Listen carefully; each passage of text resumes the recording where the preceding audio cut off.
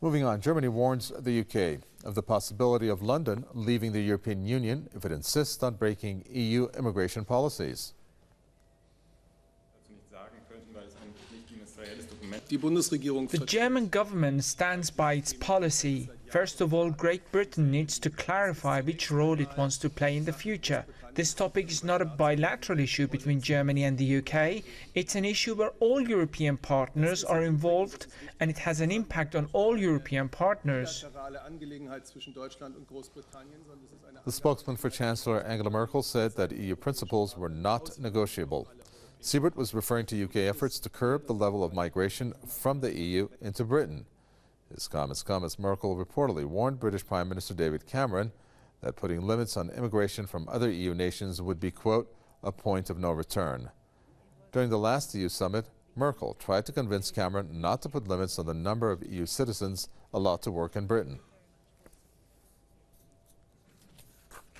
Nagus Mabalagh is our correspondent who joins us from London. Tell us more about this. Well, Nagus, what a warning coming from Angela Merkel there. I guess things are really going down between her and Cameron. I'm guessing this is not a personal thing. Merkel just standing up for EU principles when it comes for that not to be broken and maybe other countries to follow suit. It's certainly not personal. This is all politics. And for all we know, it could be against David Cameron's own personal opinions. But we know that at the moment in Britain, anti-EU and specifically anti-immigrant sentiment is at its peak. Not only that, in the realm of politics, with the rise of UKIP getting its first MP, really making waves in mainstream politics and really being bolstered by mainstream media. They give a lot of attention to UKIP. What's happened is that the whole of politics has had to shift to the right. That's including the left-wing parties, including Labour and the Liberal Democrats. But for the Conservatives in particular, who are losing voters to UKIP, as we're getting nearer to next year's general election, they're trying to act as if they are being tough with Europe. But of course, that is bringing up all these problems, and I think Angela Merkel is trying to say to David Cameron, look, I know you have your domestic politics to deal with, but be certain that there are red lines, and Britain can't just have this gun-ho attitude with Europe, say whatever it wants against the European Union domestically, throw its weight round and say it's not going to make payments, it's not going to do this, that and the other, and for it not to have consequences.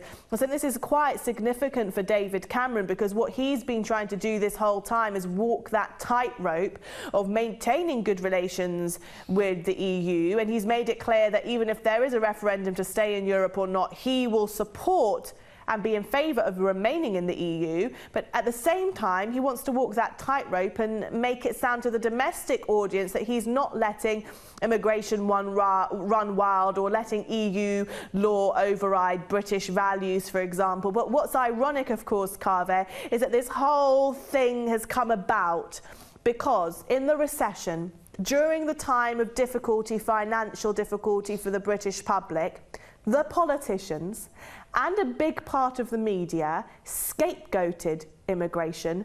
They scapegoated foreigners. They scapegoated Europeans and Muslims as the problem as to why so many normal British people are suffering, when that wasn't the problem at all. Of course, the problem was the big banks, the financial crisis, how the government is bailing out banks and giving big bonuses and not doing anything about that. And this is the kind of atmosphere that breeds these political problems, because they finger-pointed.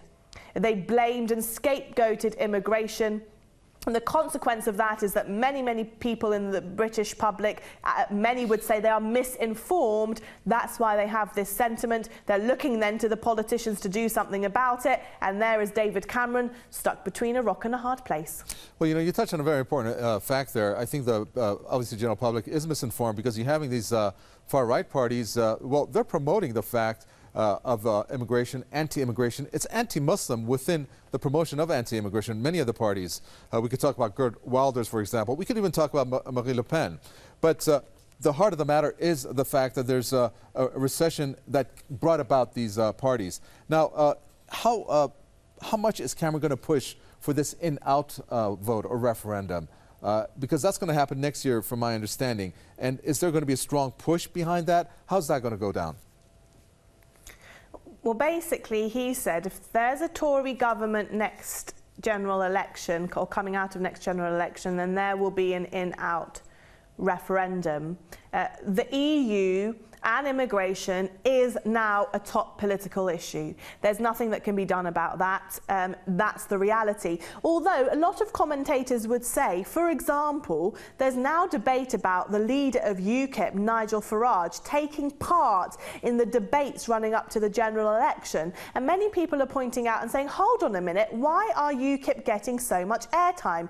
OK, fine, they've got one MP in Parliament now, but the Green Party has several MPs in Parliament, and their leader doesn't get to take part in these debates, these leader debates running up to the general election. So there is actually a real sense and a criticism from many political commentators saying that this anti-immigration, anti-Muslim, and it's not just anti-Muslim, in Britain, for example, there is a lot of anti-Eastern European sentiment, for example, towards Polish people, for example, or other blocs in Eastern Europe. So that sentiment is there, and many are saying it's actually being fuelled by mainstream media and mainstream politicians, and it could have some serious blowback for the Conservatives, because if their vote is split in the next general election, so Tory voters vote UKIP, it's more likely that Labour will get a stronger vote, and if there's going to be a coalition, it might be a Labour-Lib-Dem coalition. So interesting state of affairs for British politics